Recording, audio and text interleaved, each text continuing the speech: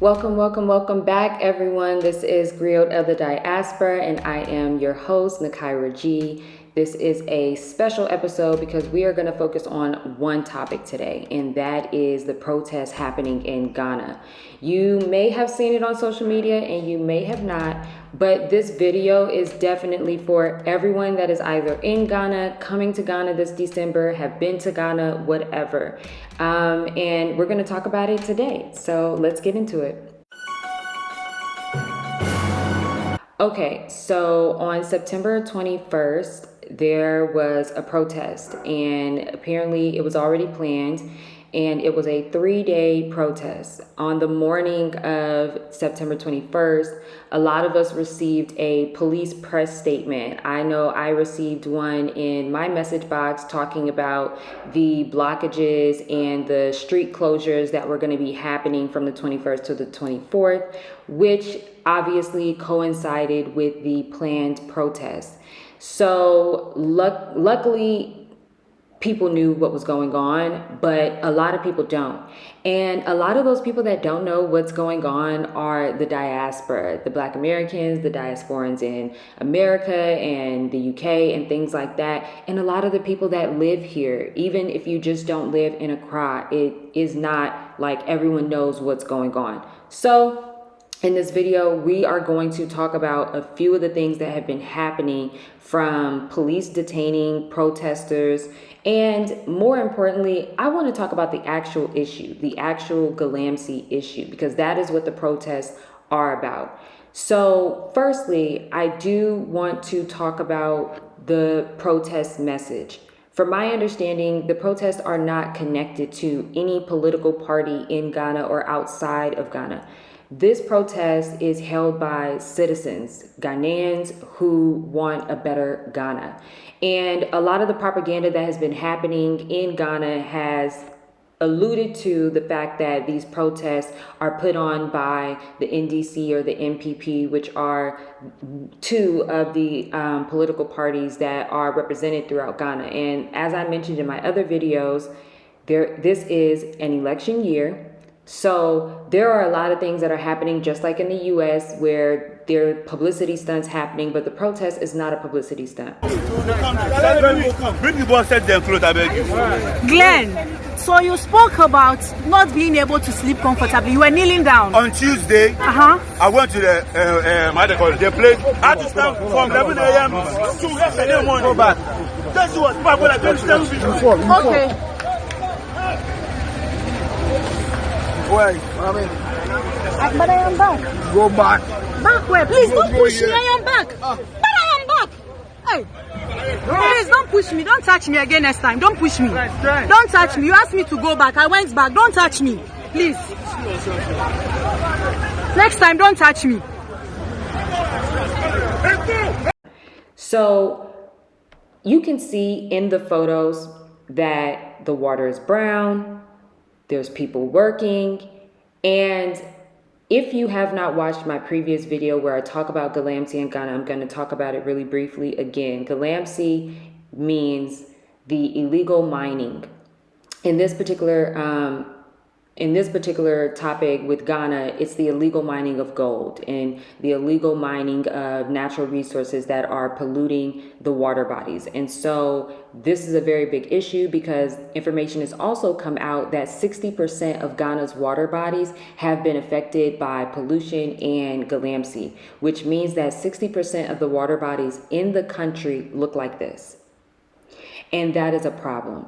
Whether you have a borehole, whether you are using the water from Ghana Water Company, whether you are getting water, sent to you, on a truck and stuff like that, like I do, it's all the same water. It's just a different source of how it gets to you. And so this is so much. So, like I said, this is a very big issue because the water, I shouldn't have to really explain this, but everybody should know that water affects your environment. Obviously, it affects your crops. It affects the way that things grow. It affects the poison and the chemicals that are going into it. And so much information has been coming out day by day by day. I mean, as soon as you refresh your Twitter, there are journalists and scientists and radio hosts from all over Ghana talking about this issue and standing with the protesters. Have you eaten? Have you eaten? You guys chop. You guys chop. You guys chop. Why did he? I love you. Have you eaten? Did you get water? Why did he? Where did he? No food. Where did he? Did you drink water? I'm a fan. Where are you? Where are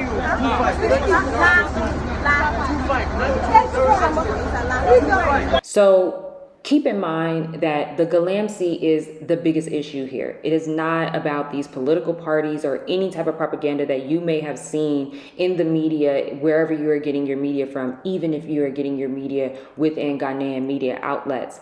A lot of the protesters and a lot of people on Twitter have been actually telling and asking and demanding for independent journalists and independent media outlets to speak about this issue because of the fact that there's so much propaganda and political talk that is overshadowing what the actual issue is, which is Galamsey, which is ultimately a government issue. It is a chief issue. These are the people who are in charge of the land. These are the people who are in charge of natural resources, people in the government, people who have chief titles in those villages or those towns. So this is a very big issue. So let's talk about what the controversy is. The controversy is that protesters have been detained. They have been taken to jail. They are going in and out of court. And from the last time that I looked online, there had been about 40 to 45 protesters who have been detained since September 21st. And there have been a lot of journalists, media outlets surrounding the courts, surrounding the protest station, which is in Accra, in 37 station. For those of you who are not in Ghana, you probably don't know what I'm talking about, but 37 is just, a popular station to catch a chocho or a taxi and things like that. And so protesters have been put into these jails. Their information of when they're getting out is not being legally told to the people that are trying to get them out. But I will say it is really encouraging because there are a lot of lawyers who are also fighting on the side of the citizens. If you are also new here, I talked about a young lady named Ama Governor. She is someone who was, I don't think she was disbarred, because from my understanding, she passed the bar, but she was not allowed to get her lawyer license and to graduate law school because some student or some executive in the law association found out that she was queer, and they alluded to the fact that she has piercings, that she basically is not good enough to be a lawyer in Ghana. Yes, and that happened, I believe, in 2022 or 2023. And so, just a sidebar, because I don't want to go past that part too fast. That is a very important thing, especially for diasporans, Black Americans who are thinking about coming to Ghana and raising your children here. You really should understand that Ghana is not this radical place. It's not a revolutionary place right now. It's not a place where freedom of speech is taken lightly. People are getting their licenses revoked because they have nose piercings, because they have locks, right? Because they are queer. And so I think, these issues that are going on in Ghana, it's very easy to just say those are Ghana issues or those are poor people issues. But a lot of the diasporans that are here, who have children here, who have businesses here, are not speaking up and are not saying anything. And this isn't the first time. This is the second protest, specifically with the name Occupy Jalorby House, which I also did a YouTube video on that last year when it happened. And it's really, really interesting to see the way that the people who came here for the year of return not really have much to say, not even posting anything. And it's really sad because a lot of us are ostracized when we actually speak up for local Ghanaians, and when we speak up about things that are going on in the country. A lot of times the, aspiring elitists of the diaspora who come to Ghana, they often ostracize other diasporans because they feel like we're going to blow their cover. So there is not a lot of solidarity amongst us as people. And that's something I just want to be very honest about, living out here and being out here. And, I know the way that it looks on Instagram and the way that everybody just looks like they're eating at these fancy restaurants. Most of these people are not in community. They're not working together. They're not putting their businesses together. They're not employing other Black Americans so that we can thrive. There is a lot that is going on here. So even with the protests, it is about Galamsey and it is about the natural resources and the illegal activities surrounding it. But it's also about the economy. It's about the inflation. It's about the lack of jobs. It's about the corruption of the Ghanaian government. Right? It's about so many different things, and people at this moment are trying to blame a certain political party or a certain tribe because unfortunately tribalism has Ghanaians in a chokehold, and it is very common for someone to just not vote for someone or support someone or like someone just because they're in a different tribe. And so when I show you these images of what it actually looks like when people are illegally mining for gold, these are the images that I saw on Twitter. And I guess for myself, as somebody that studied slavery for a decade, when I look at these images, that's all I see. I don't see anything outside of slavery. And when you think about the movements that are happening with Congo is going through the same thing, right? But right now, Ghanaians are not even really paying attention to what's going on in Congo to even see that could be them one day, very soon, because it starts with the illegal mining and then the foreigners coming in, which have already happened. There have been a lot of cases in the past 2-3 years of Chinese illegal miners being either killed or being arrested or being deported because of the illegal mining that is happening in Ghana. And so it's really unfortunate, especially because watching protesters online critically ask questions like, what is the diaspora doing? How is the diaspora supporting people? And I'm asking the same thing. I know for myself, being a journalist and being in media, the most that I can do at this moment is actually talk about it and talk to both sides, talk to both sides, whether it's people in America, people abroad, people outside of Ghana, on the continent, but also just making sure that I'm on the right side of history. And a lot of people are not on the right side of history because, like I said, for aspiring elitists, they think one day they're going to be in that position and they're going to be able to do the same thing. And so that is pretty much what has been going on in Ghana. I don't want to focus too much on what has been going on with the protesters, but I will talk about it a little bit. And the reason why I don't want to sensationalize what's going on with the protesters, because I feel like it's becoming political to care about the protesters for some reason. And the actual issue that no matter your political party, no matter your tribe, no matter your ethnicity, the biggest issue is the Galamsey and the economy. And that's something that everybody can agree on. But I will say, speaking of Ama Governor earlier, she was one of the detainees, one of the protesters that was detained by the police along with 39 other people who have still been speaking out every time they get a chance to come outside from the courts or the jails. There are reporters there getting their stories, and they're pretty much just shouting out what they are experiencing. I saw a video where Ama Governor is walking through the courts and she yells out, "Emancipate yourself from mental slavery."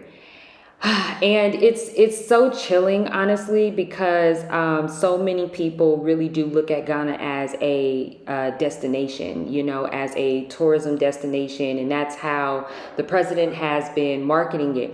Speaking of the president, while this was happening in Ghana, the president was in New York conveniently receiving an award at the Global Citizen Awards. And as you can see in this photo, there are only two, not only black men, but those two black men are the only two African presidents that were presented an award.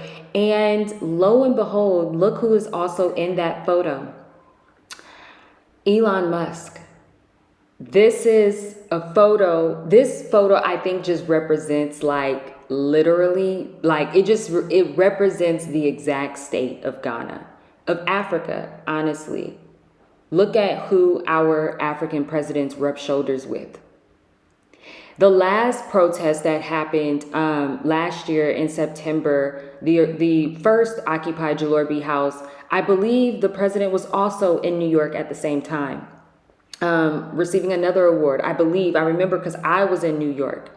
And I remember there were protesters going to the embassy to protest what was going on in Ghana at the time.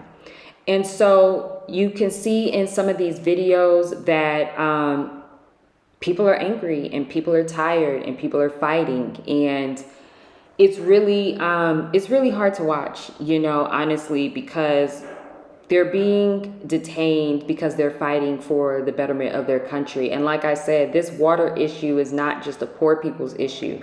Even if you have a lot of money and you have a borehole, you're going to be affected by that. Everything that we eat in this country that is not imported, we are going to be affected by that. Galamsey also affects the import and export industry because Ghana already imports 80% of its resources that are here, whether it's food, whether it's medicine. I mean, everything is pretty much imported. And so the more that the water bodies become contaminated and undrinkable, and which they already are, and even farmers and market women have already admitted that they're still using the Galamsey water to grow their crops. So we can pretty much already assume that all of us in this country have already been consuming food that is contaminated by the Galamsey water. Whether you are eating at this fancy foreign restaurant, how people get their food is their business. And for the people who are importing, the people who are using local farms and local resources, we are all affected. So I really, really implore the diaspora to get more involved with what's going on in Ghana, especially when it comes to the protesters, and use their power. And like they say, leverage your class. When you're on your panels, when you guys are doing your YouTube videos about real estate, when you guys are talking on your webinars about how much money you guys have made living in Ghana, please talk about the protests. Please talk about the citizens. Please talk about your employees that you pay $100 to $50 a month for. Please talk about the conditions that they're all living in. Anyway, that is pretty much it. This is going to be a short video because I just wanted to do this video only on the protests. So hopefully you guys are pretty much informed and you guys are going to be on the right side of history. Shout out to everybody on Instagram and on Twitter whose photos I used. I will be crediting you guys the best that I can, but I also want to maintain some forms of privacy just in case this video gets in the hands of the wrong people. When it comes to protesting online, remaining as anonymous and incognito is very important. So for some images, I might not say who it's from, but you can always go to my Twitter, Naked Gold Online, and you can see all of the things that I've liked, and you can see my retweets, and you can get more information from the citizens on the ground if that is what you want to do. Thank you guys for watching. That is it.